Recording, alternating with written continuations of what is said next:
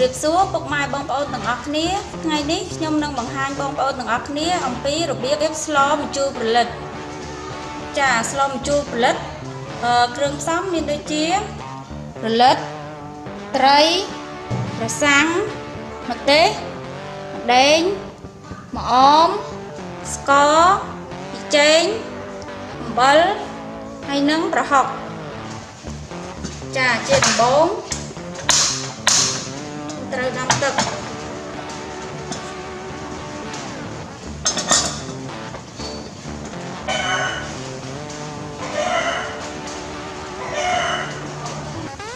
ចាឥឡូវទឹកយើងពុះហើយ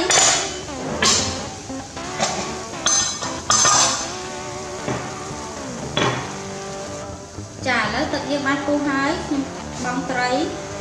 ហើយនឹងពងត្រី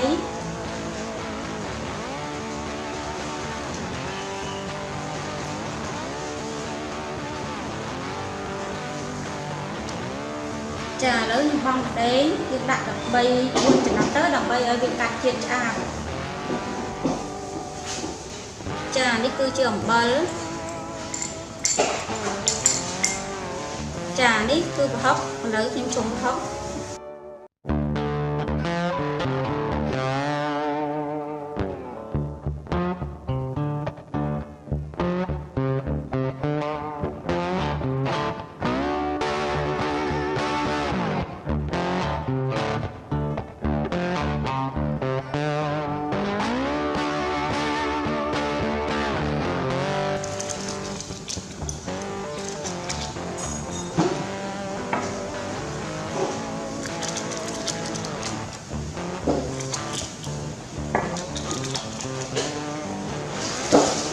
ចានេះគឺជាស្ករ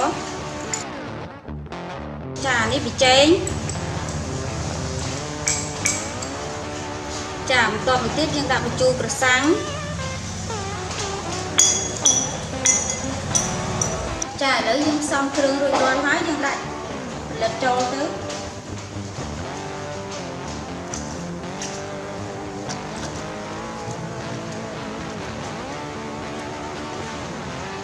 ចាឥឡូវផលិតយើងឆ្អិនហើយយើងបន្ថែមជាមួយនឹងម្អមចុងក្រោយគេ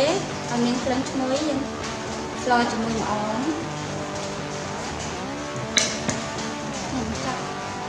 ចានេះម្ជូរផលិតយើងបានឆ្អិនរួចរាល់ហើយអាចដួសយកទៅញ៉ាំបាន